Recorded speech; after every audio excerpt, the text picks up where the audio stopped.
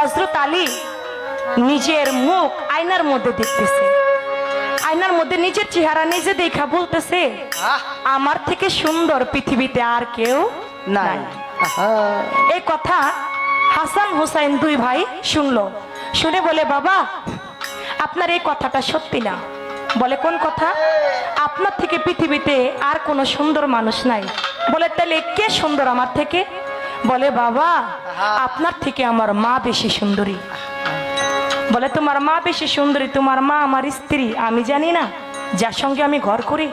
বলে, না বাবা আপনি জানেন না, আমার মায়ের এমন একটা বাতুনি রূপ আছে যে রূপটা আমি হাসান এবং হুসাইন আমরা দুই ভাই একদিন দেখেছি। বলে, এটা কখন দেখা যায়? বলে, অধিক রাত্রে বেলায় আমার নানা যান আসে, এসে আমার মাকে নিয়ে যেন কোথায় চলে যায়, আর যখন আমার মাকে নিয়ে যায় একটা বুরাকের মধ্যে করে, ওই সময় আমার মায়ের ওই রূপটা দেখা যায়। তখন কি করলো? বলে, ঠিক আছে। ওই দিন রাত্রেবেলা হযরত আলী আর ঘুমাইলো না, না ঘুমিয়ে চেতন রইলেন।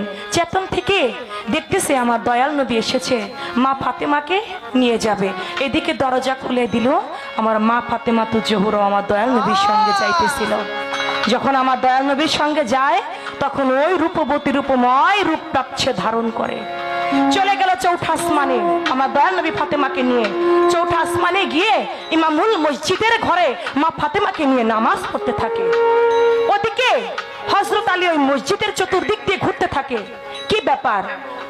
আমার দয়াল নবী এবং ফাতেমাকে নিয়ে ওই মসজিদ ঘরের ভিতরে ঢুকলো, আর ঢোকা মাত্র দরজা বন্ধ হয়ে গেল। ওই ঘরটার মধ্যে কি করে এটা আমার দেখতে হবে। এটা মনে করে কোনো মতেই তো দরজা খোলা নাই, কিভাবে দেখবে? তখন কি করলো?